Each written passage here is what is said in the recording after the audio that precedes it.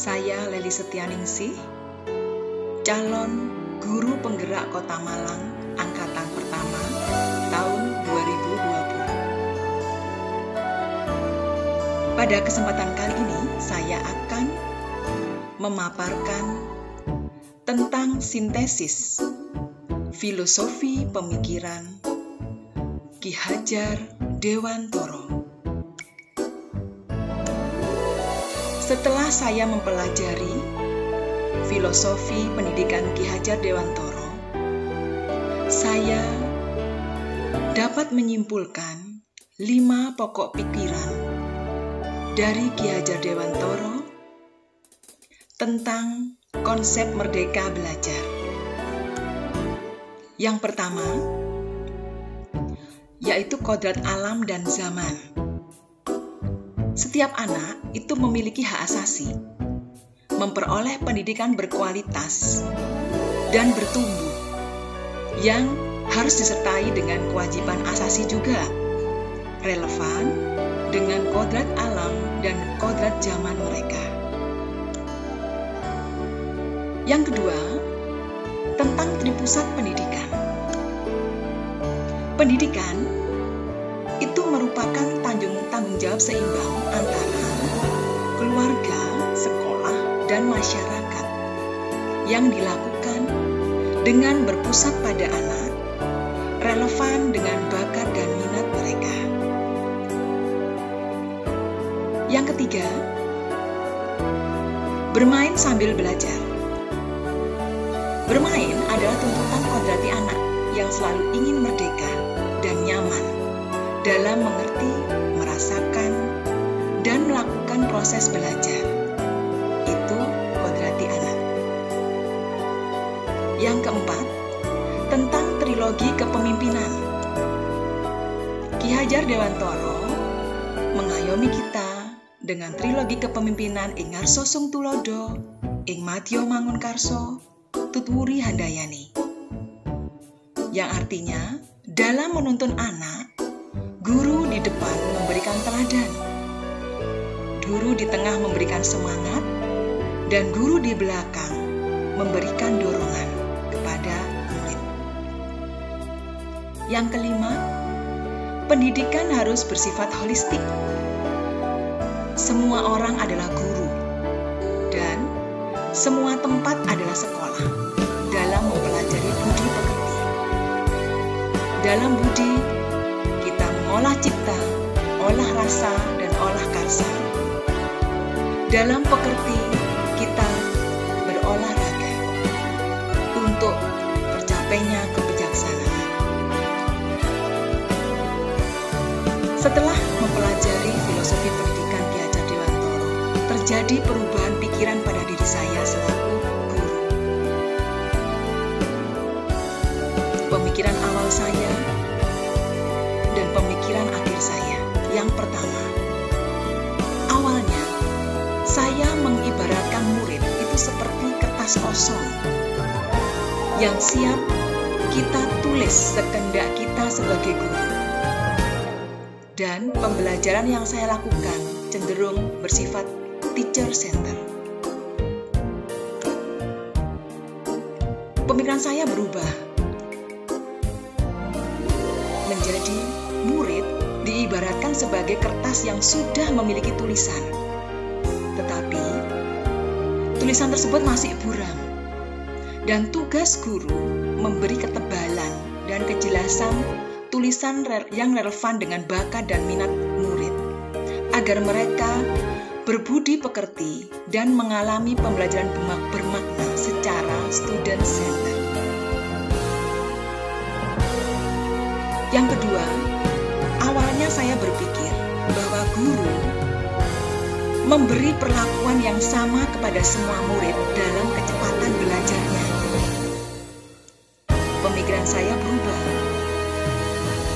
bahwa guru berperan sebagai pamong yang menuntun dan membimbing dalam murid belajar sesuai dengan kecepatan tiap individu murid.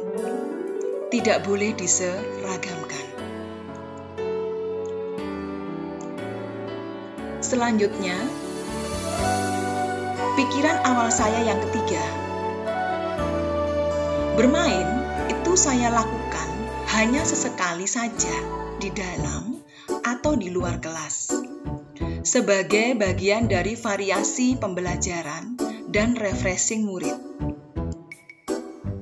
Pemikiran saya berubah bahwa bermain adalah sifat kodrati anak yang selalu ingin merdeka dan bahagia dalam mengerti, merasakan, dan melakukan proses belajarnya. Oleh karena itu, guru harus memfasilitasi kondisi ini. Yang keempat, awalnya saya berpikir bahwa pendidikan karakter atau budi pekerti itu hanya ditekankan pada kepatuhan siswa dalam mengikuti aturan atau tata tertib di sekolah. Pemikiran saya berubah bahwa pendidikan karakter atau budi pekerti ditekankan pada keteladanan dan bukan paksaan atau hukuman. Yang kelima, awalnya saya berpikiran bahwa tujuan pembelajaran adalah ketuntasan materi. Pemikiran saya berubah bahwa tujuan pembelajaran adalah kebahagiaan murid dalam belajar bermakna. Harapan saya terhadap murid-murid saya, mereka tumbuh menjadi profil pelajar Pancasila, yaitu yang pertama, mereka beriman dan bertakwa kepada Tuhan Yang Maha Esa dan memiliki akhlak yang mulia. Yang kedua, murid mampu mandiri. Yang ketiga, murid berkebinekaan global. Yang keempat, murid mempunyai jiwa gotong royong. Yang kelima, murid mampu bernalar kritis. Dan yang keenam, murid mampu berkreatif. Rencana saya sebagai rencana aksi nyata setelah memahami perubahan-perubahan yang terjadi pada diri saya setelah mempelajari filosofi pendidikan Ki Hajar Dewantoro adalah: yang pertama, saya akan berawal dari diri saya sendiri. Saya akan mengubah kebiasaan diri yang kurang baik.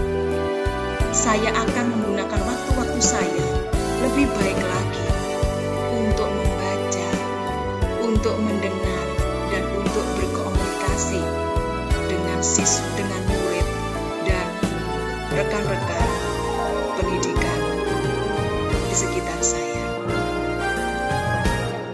Yang kedua, saya harus lebih belajar lagi secara konsisten tentang pedagogik dan ilmu teknologi, mengimbaskan ke komunitas belajar saya, dan berusaha untuk menjadi agen perubahan dimanapun saya berada. Selanjutnya yang ketiga, saya berusaha untuk merancang, melaksanakan, dan merefleksi pembelajaran bermakna yang membahagiakan bagi murid saya. Yang keempat, saya harus memberikan ruang yang lebih kepada murid saya untuk mengaktualisasikan dirinya, menggapai kecakapan abad 21. Dan yang kelima, saya berusaha untuk menuntun murid agar berbudi pekerti dan menjadi pelajar Pancasila.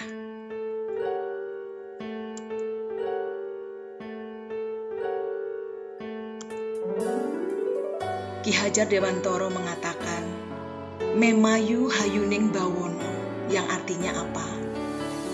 Apapun yang diperbuat oleh seseorang itu hendaklah dapat bermanfaat bagi dirinya sendiri, sesamanya, dan keluarganya. Terima kasih Ki Hajar Dewantoro.